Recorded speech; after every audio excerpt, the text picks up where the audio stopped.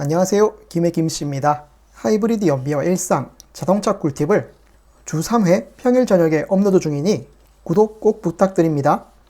오늘은 니로 하이브리드의 실연비 후기와 이번에 출시한 아반떼 하이브리드의 실연비가 어느 정도일지 이야기해 보려고 합니다. 우선 지금 보여드리는 니로는 16인치 휠에 공인연비 19.5km/L의 차량이고요. 막히지 않는 순환도로를 17km 운행했더니 목적지까지 17km 운행 시 30.3km/L를 기록했고요. 다시 출발 지점으로 돌아와 총 34km를 운행한 결과는 26km/L를 기록했습니다. 공인연비가 19.5인데 실제로는 26에서 30이 나왔는데요. 이렇게 시속 50에서 70으로 신호를 적게 받고 쭉 운행하면 니로의 경우 봄, 가을에는 30 중반까지도 나온다고 하죠. 그러나 늘 이런 연비를 볼 수 있는 건 아닙니다. 실제로는 평범한 시내 구간은 20 중후반, 막히면 20 초중반 정도고요. 고속도로에서는 속도에 따라 20 초반에서 중반 정도 나옵니다. 니로는 엄밀히 따지면 코나보다는 크지만 셀토스보다는 약간 작은 소형 SUV로 분류되는데요. 이에 반해 아반떼 하이브리드는 준중형 크기임에도 공인연비가 21.1km/L로 인증을 받았습니다. 그렇다면 아반떼 하이브리드는 실연비가 어느 정도 나올까요?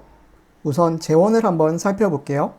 비교군에는 같은 구동계의 니로 그리고 같은 신형 하이브리드 시스템이 적용되었고 세단 형태인 소나타 하이브리드를 넣어봤습니다.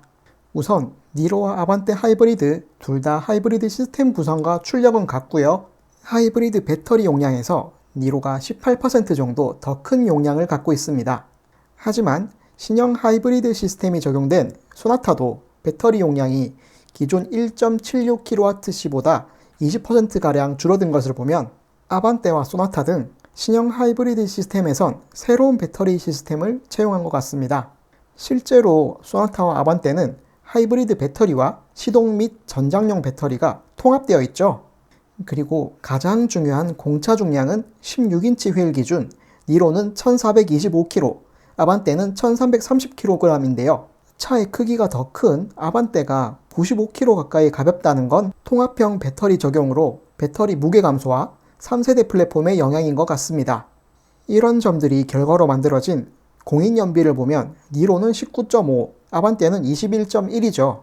19.5의 니로가 실연비는 시내 24에서 27, 고속 20에서 23인데 21.1의 아반떼는 얼마나 더 높을 것인가? 이제 다음 주면 실제 출고받은 분들이 인증해 주시겠지만 제 예상은 시내 25에서 27, 고속은 22에서 24 정도 나올 거라 생각합니다. 니로의 실연비가 잘 나온 것에 비해 아반떼는 증가폭을 작게 잡았는데요. 비교표에 소나타를 예를 든 이유가 여기에 있습니다. 소나타의 경우 공인연비에서 시내 고속연비가 거의 같거나 고속연비가 약간이나마 더 높게 나왔죠. 평소 주행시 시내 연비는 21에서 24, 고속연비는 23에서 27 정도 나옵니다. 그 이유는 공차 중량 가장 아래에 보시면 10.1, 9.5, 7.7이라고 표시한 부분이 있는데요. 이건 출력당 차 무게를 계산한 값입니다. 같은 힘에 걸리는 무게가 적을수록 차가 더 경쾌하고 잘 나가겠죠? 이걸 보면 소나타의 시스템은 연비보다 출력에 좀 더 중점을 둔 편인 것 같습니다. 실제로 소나타보다 니로가 EV 모드 유지가 더 길더라고요. 그건 모터 주행이 길어서 엔진 개입이 최소화되었고 그에 따라 엔진이 안 돌아가니까 출력은 낮아지지만 연비는 더 잘 나오는 것이죠. 물론 니로 배터리가 약간이나마 더 큰 것도 뭐 있겠죠. 결론은 아반떼의 경우 출력당 무게는 니로보다 적지만 배터리 용량에 따라 EV 모드 유지 시간이 니로보다 짧을 것으로 예상되어 상황에 따른 최저 연비는 공인 연비만큼 니로보다 높겠지만 최대 연비는 니로와 비슷할 것이라고 예측했습니다. 사실 뭐 이런 거 해봐야 뭐 공인 연비에 수렴하는 게 정석이긴 하죠. 시승센터에 아반떼 하이브리드 시승차가 풀리면 제 차인 소나타 하이브리드와 비교해 보도록 하겠습니다.